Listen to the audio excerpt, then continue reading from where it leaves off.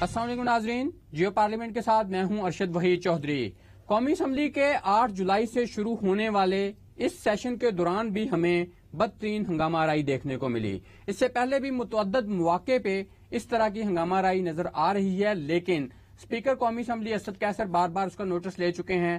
پارلیمانی جو رہنما ہیں ان کے ساتھ ان کی مختلف نشستیں اس حوالے سے ہوئی ہیں تاکہ نظم و ضبط برقرار رکھا جا سکے، لیکن اس کے باوجود یہ سلسلہ جاری ہے، جبکہ کے الیکٹرک کا جو معاملہ ہے اس کی وجہ سے اس ہنگامہ آرائی میں مزید شدت دیکھنے کو ملی ہے۔ اسی حوالے سے آج ہم بات کریں گے۔ ہمارے ساتھ پروگرام میں موجود ہیں پاکستان تحریک انصاف کے رکن قومی اسمبلی، کراچی سے ان کا تعلق ہے، ہمارے ساتھ ہوں گے عطاء اللہ خان ایڈوکیٹ، جبکہ پاکستان پیپلز پارٹی کی نمائندگی کریں گے آغا رفیع اللہ صاحب، اور مسلم لیگ نون سے علی گوہر بلوچ ہمارے ساتھ موجود ہوں گے۔ عطاء اللہ صاحب، آپ سے شروع کرتے ہیں۔ کیا وجہ ہے کہ آپ کی جو قیادت ہے وہ بھی کہتی ہے کہ ہم نظم و ضبط سے کسی کو باہر نہیں جانے دیں گے، اسپیکر صاحب بار بار جو ہے وہ اس چیز کا نوٹس لیتے ہیں، یقین دہانیاں کرائی جاتی ہیں ہاؤس بزنس ایڈوائزری کمیٹی کے اجلاس میں، لیکن اس کے باوجود آپ لوگ جو ہیں وہاں پہ ویسے ہی شور شرابہ بھی کر رہے ہوتے ہیں، ویسے ہی ہنگامہ آرائی کر رہے ہوتے ہیں؟ بسم اللہ الرحمن الرحیم، شکریہ۔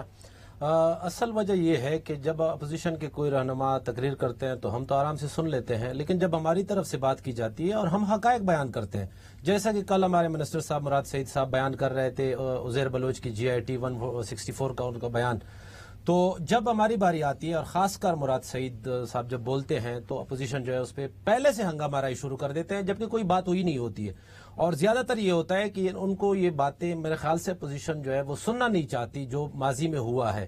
اگر ماضی میں جو کچھ انہوں نے کیا وہ سننا نہیں چاہتے، اس کا مطلب یہ ہے کہ ماضی میں ان کا کردار اچھا نہیں رہا، تو ہم وہ بیان کرتے ہیں۔ اگر chairman peoples party Bilawal Bhutto جب بھی تقریر کرتے ہیں یا کسی نقطہ اعتراض پہ بولتے ہیں، مفاہمت پہ مبنی بات بھی کرتے ہیں، تو آپ لوگ آپ کی طرف سے اس کا ہمیشہ جواب دینے کے لیے مراد سعید کو مائک دیا جاتا ہے، تو مراد سعید کا جو لب و لہجہ ہے وہ اپوزیشن کو مشتعل کر دیتا ہے؟ نہیں، میں سمجھتا ہوں کہ باقی لوگ بھی بات کرتے ہیں، اکثر پچھلے دنوں شاہ محمود قریشی صاحب بات کر رہے تھے تو اس میں بھی اپوزیشن کی طرف سے بڑا شور شرابہ کیا گیا، کل اسد عمر صاحب بات کر رہے تھے، اس میں جب بھی کوئی اپوزیشن کے حوالے سے بات کرتے جو ان کا ماضی میں ان کی حکومتیں رہی ہیں، ان کا کردار رہا ہے، تو تب ان کو تکلیف ہوتی ہے۔ اور مراد سعید صاحب خاص کر کیوں ٹارگٹ ہوتے ہیں؟ اس لیے کہ وہ ماضی پہ بات کرتے ہیں، وہ ساری چیزیں جانتے ہیں، وہ تیاری کے ساتھ آتے ہیں، اور اپوزیشن کے ظاہر ہے ہم نے ان کو اگر یہ ہمارے 2 سال کی کارکردگی پہ ہمارا وہ کریں گے تو محاسبہ کریں گے تو ہم ان کے جو پچھلے 30 سال ہے وہ تو قوم کے سامنے لائیں گے۔ آج جو ہماری حالت ہے، جو ہماری حکومت کی ہے، یہ جو ہمیں مشکلات ہیں یا معیشت کا جو حال ہے، وہ ان کی وجہ سے ہے۔ حکومت کی ذمہ داری ہوتی ہے کہ ایوان کا ماحول خوشگوار رکھے، لیکن یہاں تو ہم دیکھتے ہیں کہ اگر اپوزیشن تھوڑا سا فارورڈ ہو کے کھیلتی ہے تو آپ لوگ اس سے 2 قدم آگے ہو جاتے ہیں۔ دیکھیں، میں سمجھتا ہوں کہ 1-2 چیزیں ہیں جس پہ ہم کمپرومائز نہیں کرنا چاہتے اور نہ کریں گے کبھی۔ ہم ایم این اے سے زیادہ ہم سمجھتے ہیں ہم پی ٹی آئی کے ورکر ہیں، اور جو آپ کو احتجاج نظر آتا ہے وہ خاص کر کراچی کے ایم این اے جو ہے وہ شور شرابے میں زیادہ ہوتے ہیں، اور اس کی بنیادی وجہ یہ ہے کہ ہم پرائم منسٹر کے حوالے سے جب نازیبہ گفتگو کی جاتی ہے تو ہم اس کو کبھی جو ہے برداشت نہیں کریں گے۔ اگر رفیع اللہ صاحب، آپ کا تو خاص طور پہ نام جو ہے پیپلز پارٹی کے ان رہنماؤں میں لیا جاتا ہے کہ جن کا بڑا اگریسو رویہ ایوان میں ہمیں دیکھنے کو ملتا ہے، بار بار ڈپٹی اسپیکر اور اسپیکر آپ کو جو ہے وارن بھی کرتے ہیں، تو کیا وجہ ہے کہ آپ جو ہے وہ اپنی پارٹی قیادت کی ان ہدایات کی وجہ سے ایسا طرز عمل اختیار کرتے ہیں، یا یہ آپ کا پرسنل رویہ ہوتا ہے وہاں پہ؟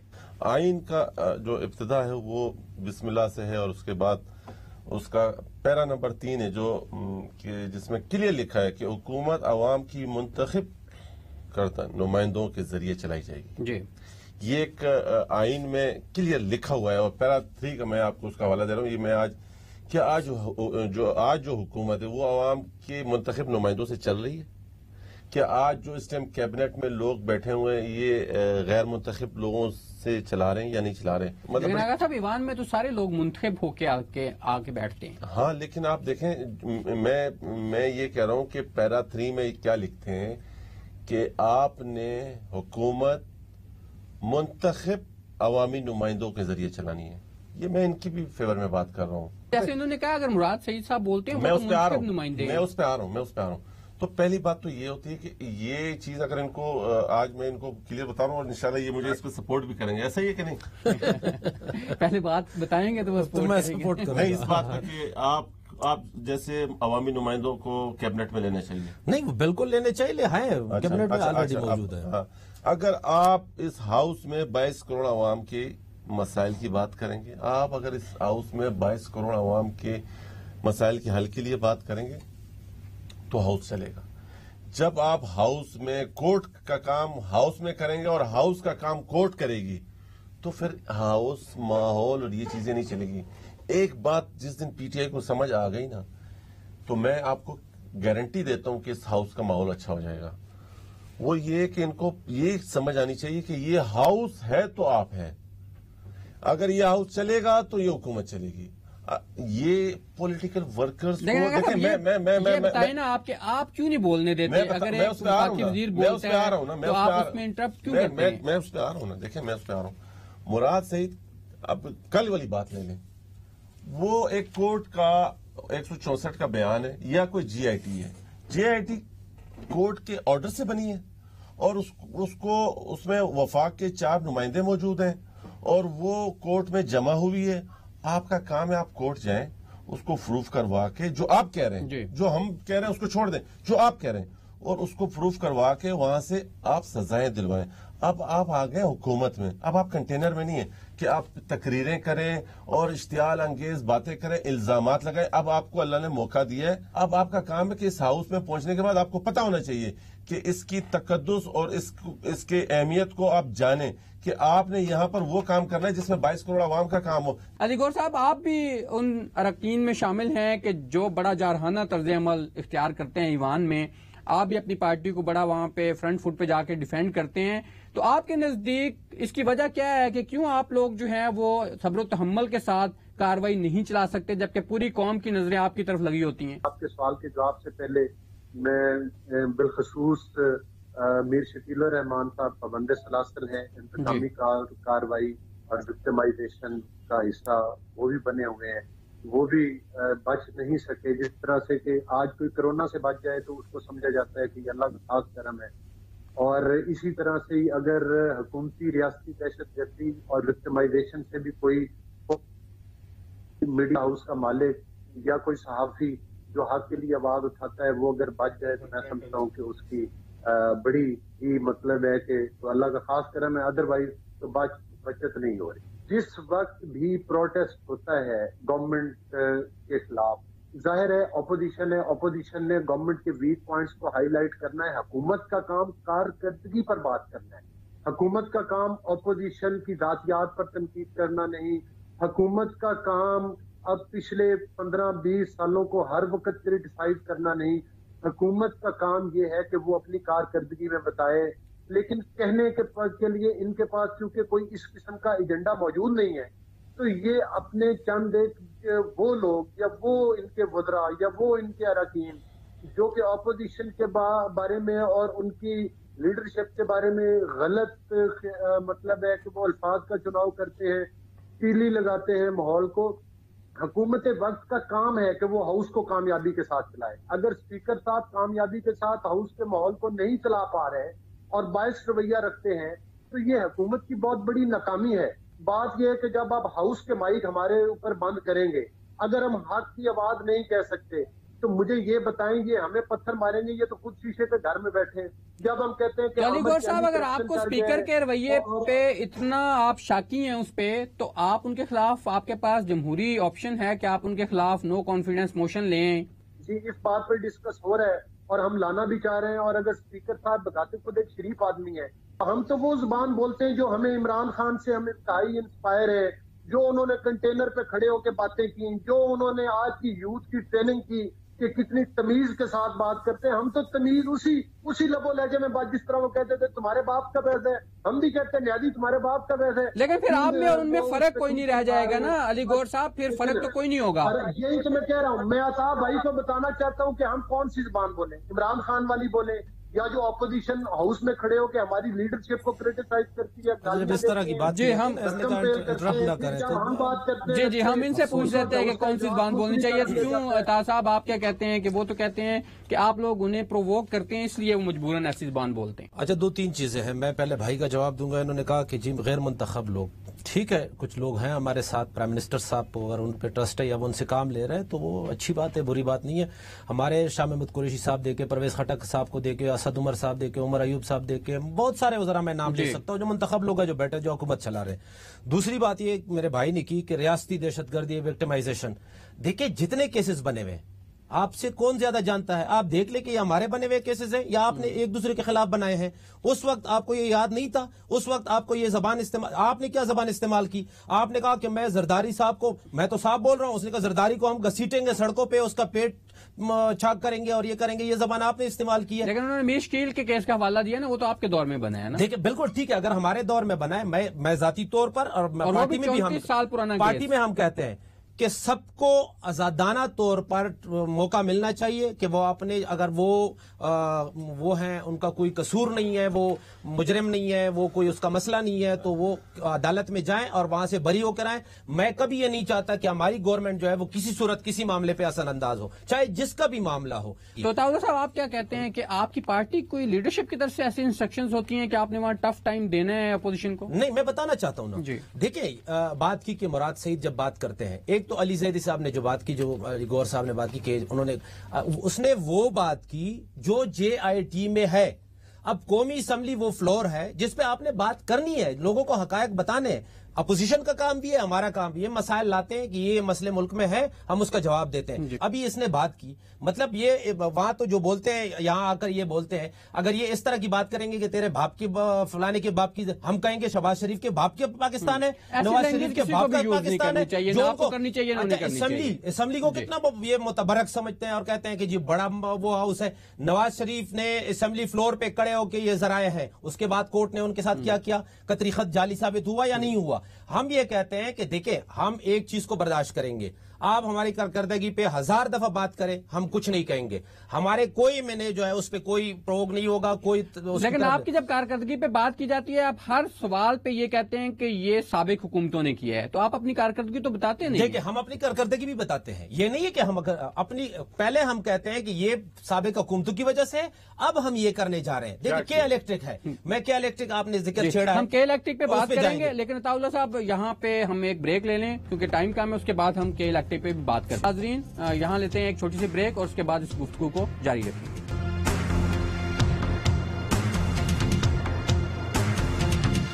ویلکم بیک ناظرین. تو اگر رفیع اللہ صاحب آپ نہیں سمجھتے کہ یہ جو پارلیمنٹ کا ماحول ہے, اسپیکر صاحب کے پاس تو رولز میں گنجائش بھی موجود ہے کہ وہ آپ لوگوں کی رکنیت بھی معطل کر سکتے ہیں, جو کرنٹ اجلاس چل رہا ہوتا ہے اس کی بھی کر سکتے ہیں, پورے سیشن جو ہے اس کی بھی کر سکتے ہیں, تو انہیں یہ سٹیپ لگتا ہے لینا ہی پڑے گا جو وہاں پہ حالات ہیں. اللہ کرے, ہم تو کہتے ہیں کہ کچھ سٹیپ لیں, یہ سٹیپ ہی نہیں لے رہے. پرابلم یہ دیکھیں, وہ آپ کا خیال کرتے ہیں نا, وہ کہتے ہیں کہ شاید مربت میں ان کو پتہ ہے اپنے ارکان کا ان کو پتہ ہے, تو اس لیے دیکھیں جو مطلب ہم جمہوری لوگ ہیں, ہمیں پتہ ہے اپنا حق لینا بھی ہم جانتے ہیں. دیکھیں میں آپ کو ایک بات بتاؤں, آپ نے پارلیمنٹ کی, آپ پاکستان پیپلز پارٹی کی آپ ریکارڈ اٹھاتے ہیں پارلیمنٹ کا, سب سے زیادہ قانون سازی اگر کسی نے کیے تو وہ آپ خود بھی بولیں گے جی صحیح ہے, پیپلز پارٹی نے کیے. 18ویں ترمیم سب پہ باری سر, وہ تو ایک علیحدہ ویٹ ہے, لیکن آئین سازی میں, قانون سازی میں, اس اسمبلی میں جتنا فیئر اور جتنا رول اور جتنا زبردست ایکٹیو کردار ہے وہ پاکستان پیپلز پارٹی کا ہوا ہے. کیوں؟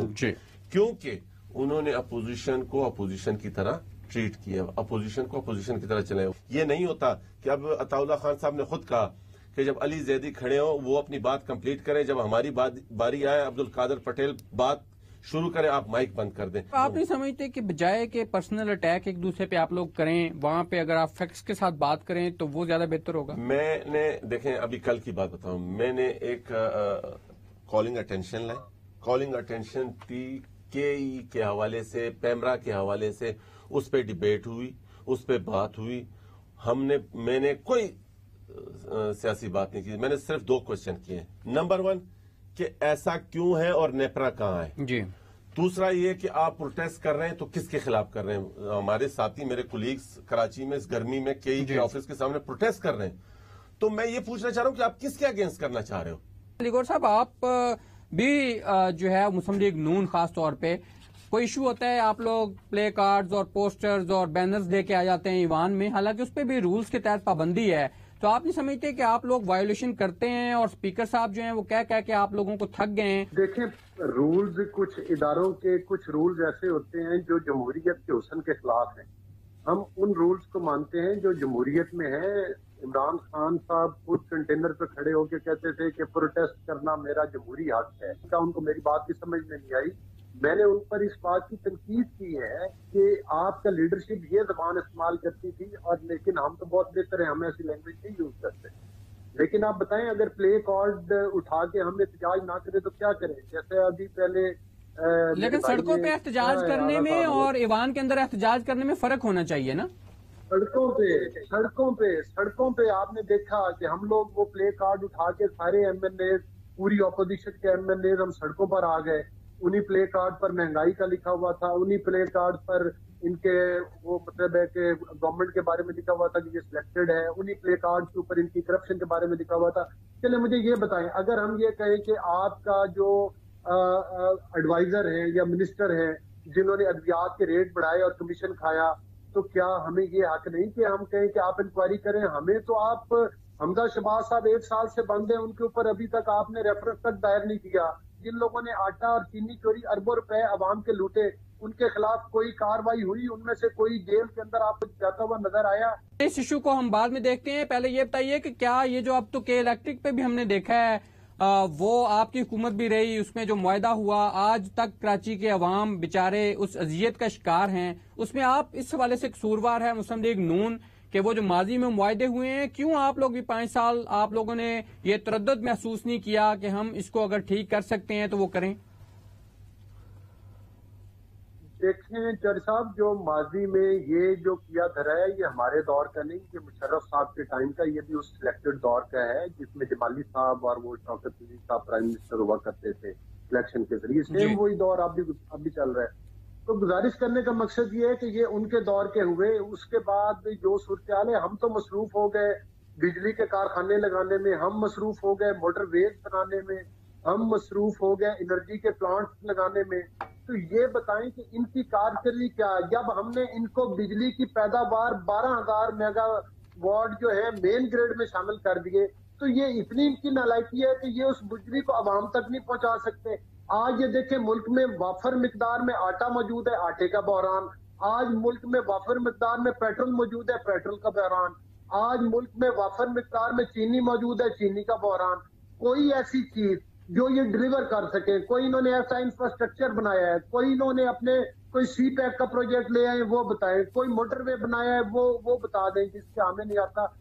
یہ اتنی بیڈ گورننس اور اتنی مطلب کرمنل آپ کہہ لیں کہ وہ ان کی نیگلیجنس ہے کہ کوئی ایک ادارہ، کوئی ایک وزارت، اور جو مافیاز ہیں وہ دونوں ہاتھوں سے ان کی گورنمنٹ میں ان کے ناک کے نیچے بیٹھ کے دونوں ہاتھوں سے لوٹ رہے ہیں. تو طاولہ صاحب جواب آپ دیں گے اس کا کہ کس کے خلاف احتجاج کر رہے ہیں؟ آپ کی حکومت ہے، وفاقی حکومت، نیپرا جو ہے وہ وہاں پہ ریگولیٹر ہے. اگر کے الیکٹرک کی بدترین اس وقت کارکردگی کہا جائے تو وہ غلط نہیں ہوگا جو کراچی کے عوام جس اذیت کا شکار ہیں. ایک تو علی گور صاحب نے کہا کہ جی ان سے نہیں چل رہا ہے آٹا، چینی اور گندم کا بحران، یہ ساری چیزیں، یہ بالکل ٹھیک کہہ رہے ہیں. یہ بحران کیوں ہے؟ یہ بحران یہ اس لیے ہے کہ یہ جو مافیاز ہیں نا، جو پرائم منسٹر مافیا سے کہتے ہیں، ان کو انہوں نے عادت کروائی تھی. 50-50 60-60 ارب کی سبسڈی دی جاتی تھی. اس لیے جب ان پہ ہاتھ ڈالا گیا، یہ پاور کمپنی آپ دیکھیں ابھی بہت ساری چیزیں اور سامنے آنی ہیں، ہم ہاتھ ڈال رہے ہیں، ہم کوشش کر رہے ہیں، تو اس لیے وہ رکاوٹ بن رہے ہیں، اس میں کوئی دو رائے نہیں ہے. لیکن انشاءاللہ پہلی دفعہ یہ کم انکوائری ہوئی تھی، اس کی رپورٹ سامنے آئے گی. چینی کے لوگ کہتے ہیں نہیں آئے گی، آ گئی. اب کیا الیکٹرک میں لیکن اس کا خمیازہ عوام بھگت رہے ہیں. نہیں، انشاءاللہ اس کا بھی رزلٹ آئے گا. اور یہ جو پیٹرول میں ہوا ہے، جو چینی میں ہوا ہے، شوگر مافیاز کا پتہ تو چل گیا نا کہ کون پیچھے ہے، لیکن اس پہ کیا کاروائی ہوئی؟ اس پہ بھی ہو جائے گی. نہیں ہوگی.